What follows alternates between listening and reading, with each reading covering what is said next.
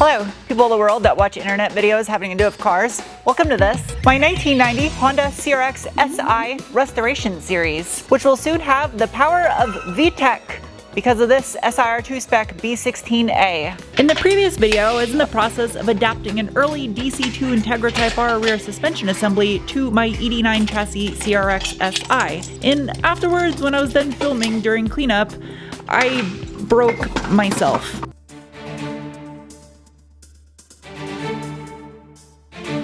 Long story short, my penguin assistant here will give a dramatic reenactment of the events as they unfolded.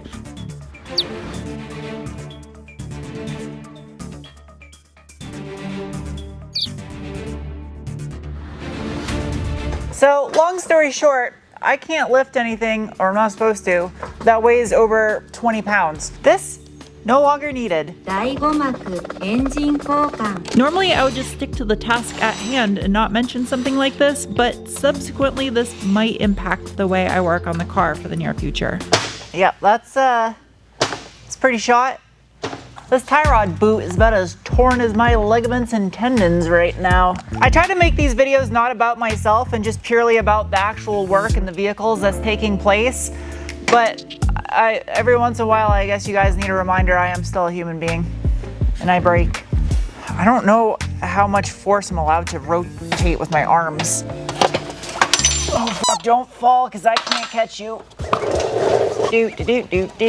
One day soon from now, when we're swimming in robots, we're gonna look back at bench vices and think we had manual robots bolted to a table that didn't try to kill us. Steering as far as I can. This has gotta slip out of here. It's gotta. This rack is tricky, so I gotta go all the way this way, I guess. Whoa, none of that. I can't.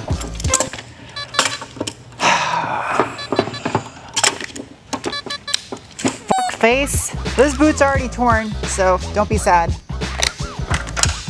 Jeez, that thing's thick. I gotta try to bend this. That was way harder than I thought it was gonna be, just for an inner tie rod. You gotta be kidding me. Ta-da!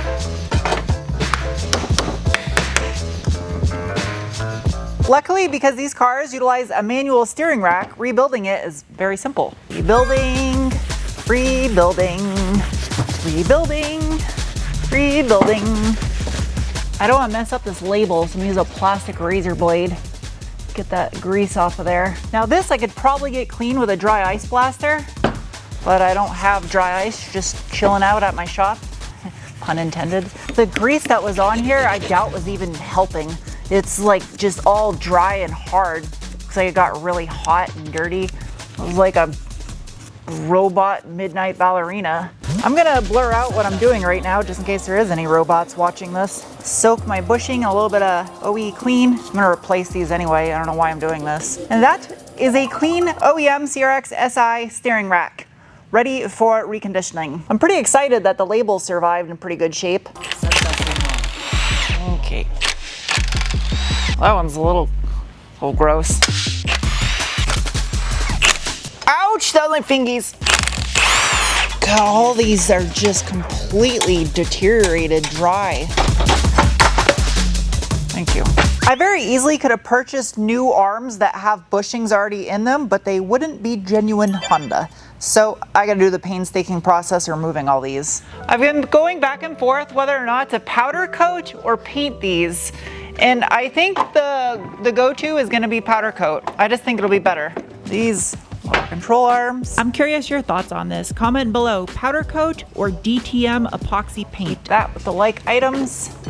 Out of 4 engine mounts, the rear was the only one that was not completely deteriorated. It literally had 1 engine mount. For those of you that are not aware, everything I'm doing right now is test fit stage because I don't want to try to shove something together with fresh new paint and then ruin it in the process. So with that said, now that I have this stripped down, it probably only weighs like 10 pounds. It's not that heavy. As tempting as it is to want to just send this to get blasted and powder coated now, I should at least do this first. The benefit if I choose powder coating is it's arguably going to be more durable. However, if I choose DTM epoxy paint, I can shoot it myself here at the shop with my paint gun. The downside of that though is it's still going to have to get sent out for sandblasting either way. There, at least it's not absolutely disgusting now. DOHC それはスポーツマインドにあふれたハイパワースーパースポーツエンジンなのです。These two bracketisms are what's going to allow me to adapt my Y21 hydro transmission to my ED9 chassis CRX, which is originally cable operated. In case you're not aware, the way this works is you got hydraulic fluid that comes in this hose, goes down. When you push on the clutch pedal, pressurizes this little cylinder, which pushes a rod inside here, which then moves the clutch in and out. Well, that has no meat. No longer needed. Does this come out without damaging? I really hope this kit was designed with retaining this boot in mind. Wow, it looks really nice in there actually. I think it's just a factory clutch. Using a little bit of my Blaster 5000, which I need to refill. Clean up the inside of this. Now this upper bracket, press this tab. Some of this stuff is so nice, I don't know if I'm actually need to re-zinc it. So that goes like that because of the notch.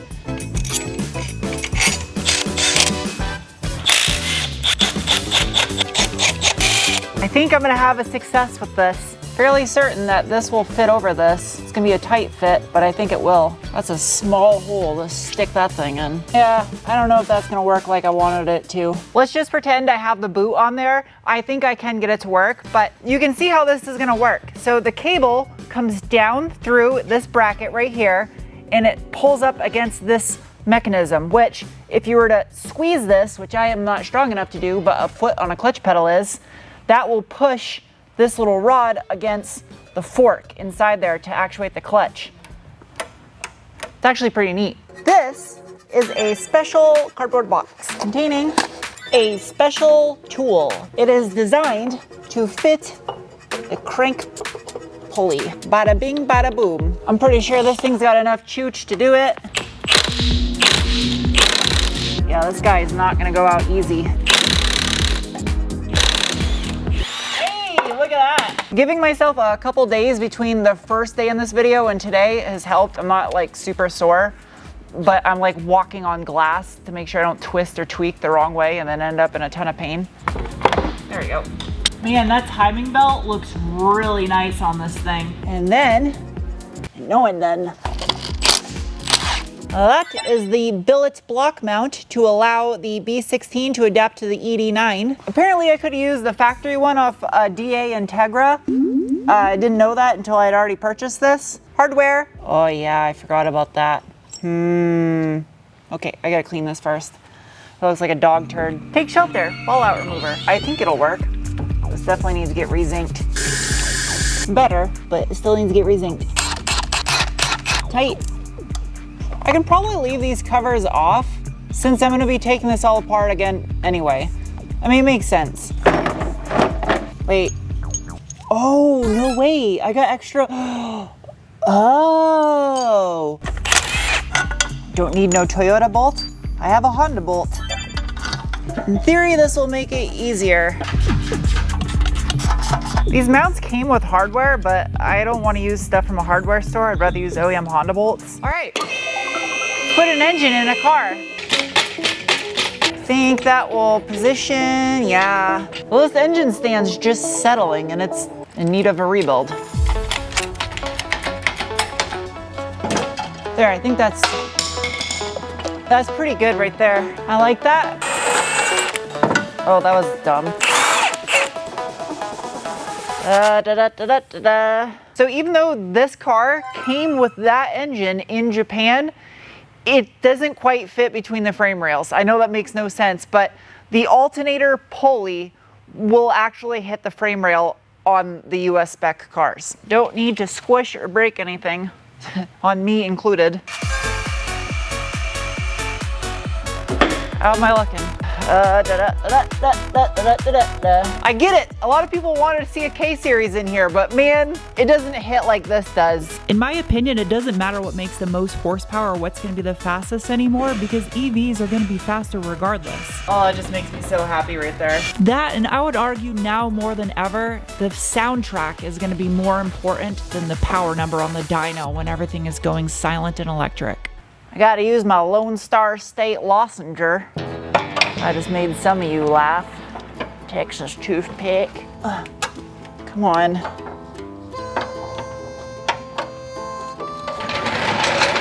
Transmission side's just a hair low. There we go. There we go.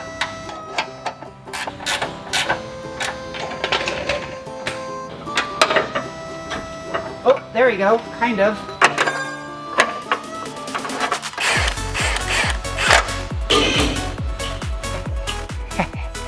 I got a B16 and a CRX. You know what's really weird? Look at that. The alternator pulley, like, literally clears by a fraction of a millimeter, but obviously once the engine moves while it's running, it'll hit. Well, let's get 2 bolts in the subframe and that should be good enough.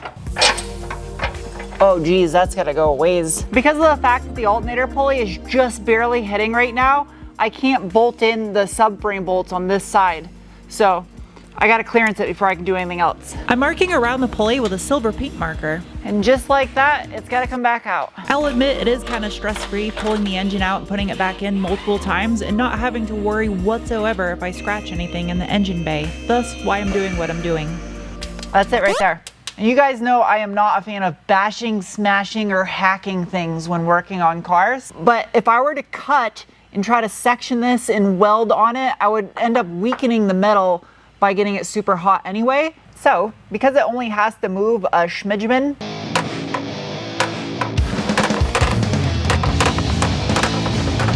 I think that'll do. Now, with that in mind, the D16, my original engine, I almost just tripped. Look at that little itty bitty guy. Might be my answer. I bet you this is a higher amperage alternator because it's a newer vehicle with more electronics. It doesn't say. I'm gonna need to hold this somehow. No, I don't think I got anything that big. Damn.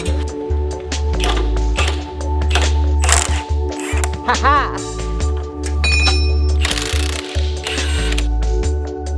Now the temperature is 57 degrees. Pulley from the B series engine, pulley from the D series engine. Notice the dual cam engine has an extra rib, and I think that's what they did in the CRX SIR to be able to clear that frame rail, is they use a smaller one. Wait. Is the shaft a different size also? I'm gonna be hella sad if that's the case. As you'd expect, the alternator shaft is also larger with the larger pulley, so that requires machine work. Or I could just use the CRX's alternator. I mean, it's going on the same electrical system. It's not like I have more electronics now. The brackets have different bolt spacing. I don't know if this is even gonna work. Oh, that makes it get closer to the engine. Oh, that probably won't fit. Wait, that alternator is way closer to the engine now. Nope, there's no way I can get a bolt through that. If it wasn't for the bolt spacing, that would have been perfect. Also, some people were wondering why the Z is still here. I know not everyone probably watched the live stream. The winner of the giveaway chose the cash. So now the car, I got the car still.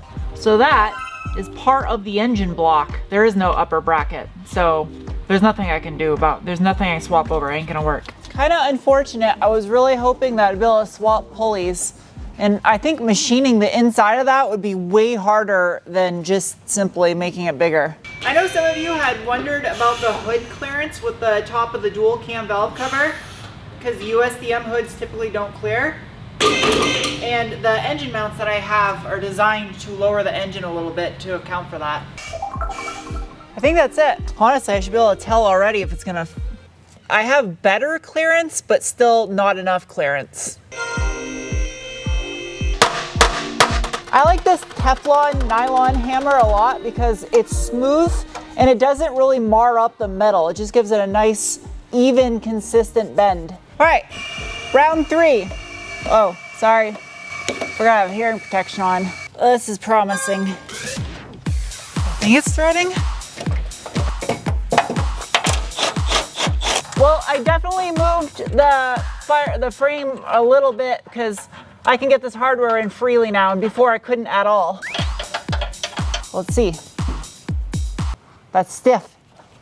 Before, the old engine would flop all over because all the engine mounts were blown. Does it clear the factory hood like it's supposed to? Yeah, I think I can latch it. That is a B16 fitting with the factory USDM hood by a good bit too. You can see there is plenty of room. The engine foam is in there still too. I don't know why I'm yelling. I have a problem with yelling at you, I'm sorry. Even along the ridge right here at the very end, I mean, without the foam in there, I could easily get my finger up. And that is with the hood shut and latched. However though, without giving away too much of my plans of what I'm doing with this car, that doesn't really matter anyway. That says B16, not big. It looks like it says big. Let's face it, this thing is not savable and it looks like crap, so I didn't even think about it. This is Harry Cardboard. What? This is the grandfather of Harry Cardboard. I wonder how long they'd been using it before this. Oh, those are really dry and brittle. Maybe from this end. There you go. I've gone this far. So, I mean, I should at least know if this engine runs right. What did I do with it? It's somewhere around here. After doing quite a bit of research online, and as much as I love doing wiring myself, I mean, it's what my professional background is in, I decided, oh, this is satisfying. So this is made by a small business called Monotech. It's not sponsored, but he did give me a discount on this harness, and it is OEM quality. It is nerd level perfection. It's literally, it looks like a factory harness from Honda. The correct wire colors, correct plugs, the right kind of loom, but it's all new, and it adapts the B Series SIR2 engine to the ED9 chassis Honda. So what this is going to allow me to do is plug this engine right into this car. That is good. Look at that. I wish I could I gotta clean up the old stuff so it looks as good as the new stuff. So if you've made it to this point in the video, thanks. And also you probably care about what I'm about to say. I'm gonna try my best to not let any videos get interrupted. Hopefully I'm on the mend and healing, but if anyone has played sports and injured yourself before, knows that sometimes you have to have surgery to fix things. So I gotta start taking better care of myself. And so yeah, with that said, the best thing that you guys can do to help support this channel and myself is to just simply watch these videos. Obviously I have my Robo Bubble detailing products too in my merch store, but I don't want to shove products down your throat. But that does like massively help out since I don't do big brand deals and sponsorships. So but yeah, I'll try my best to make it so you don't see anything on your end and you just keep getting the same everything. So thank you for watching. I'll see you soon with another video. Bye.